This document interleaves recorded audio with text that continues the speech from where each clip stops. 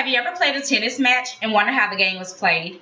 According to Novak Djokovic 2018, tennis requires a lot of work that includes the basic knowledge of skills and techniques. The purpose of this speech is to inform you on how to play tennis. First, we're going to look at the player's position on the court. Next, we're going to look at how the ball is hit. Last, we are going to look at how to score points during the game. According to Gurban Muguruza 2011, the court has specialized markings that serve as a guide on where to stand when the ball is being served, returned, and where the ball must fall before it is deemed out of bounds.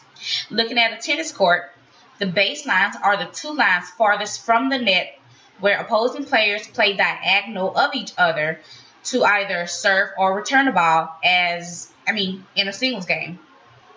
The servers share the same position when playing a doubles game whose teammate play on the same side of the court at opposite ends of the net.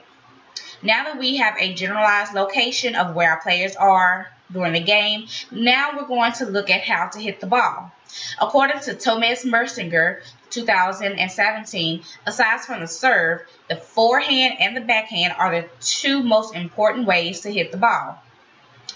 The forehand stroke is usually played with your dominant hand, which is sometimes the hand the hand you write with.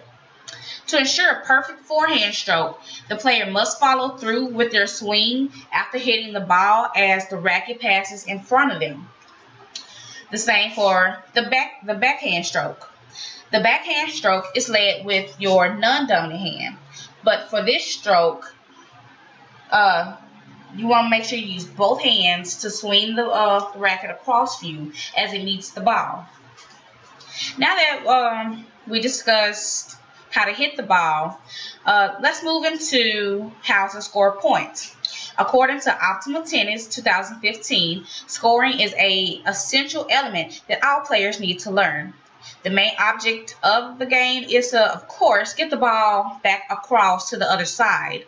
But at the same time, you want to strategically place that ball so that the opponent is unable to return it. Points are awarded if your opponent is unable to return the ball before it bounces twice, if they make the ball hit or touch the net, if the ball returns but it falls out of bounds, or if your opponent serves a double shift.